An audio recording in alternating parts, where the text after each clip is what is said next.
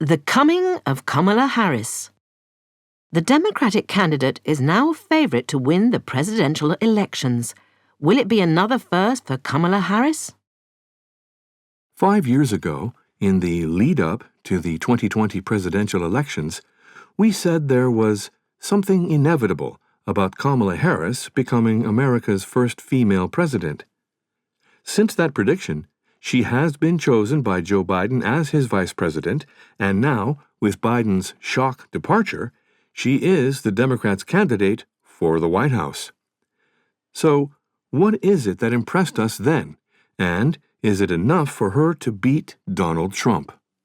To start, while he is obsessed with her racial identity, Harris has always resisted defining herself in such terms.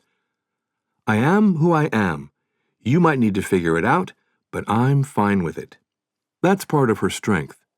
Born in 1964 to an Indian mother and Jamaican father, she is emblematic of America today, a more relaxed, multiracial America, not the white male America of the past that Trump represents. After their parents divorced when she was 7, Kamala and her sister Maya were primarily raised by their mother, a cancer researcher.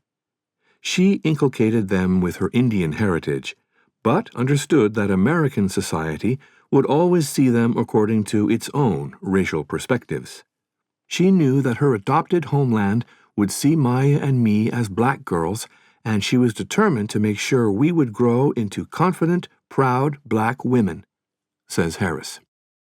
Her parents were both very active in the protests of the 1960s and 1970s, and Kamala has often spoken of how she grew up with a stroller's eye view of the civil rights movement. This clearly impressed on her that it was possible for a determined person to transform society. Aged 13, she mobilized the children in her neighborhood to protest against a law that banned them from playing on the grass outside their apartment building. The children won. From that early victory, there is a clear line running through her life, which has been one long succession of firsts. The first woman to be elected as California's Attorney General, the state's top law enforcement official, the first Indian American to enter the U.S. Senate in 2017, the first female vice president. That next step, to becoming America's first woman president, now seems all too possible. As a lawyer, she was rapidly noted for the force of her argumentation. Once in the U.S. Senate, that same forensic intelligence made her one of the most impressive cross-examiners of Trump's policies when he was president. Her aptitude for the highest post in the nation was obvious, as was her determination to attain it. But that determination, perhaps, is her weak point. She's clearly driven more by ambition than specific political views, moving between centrism and socialism according to the political winds. Nobody really knows what she stands for, and that used to make political idealists suspicious of her. But much has changed in the 4 years since she became vice president.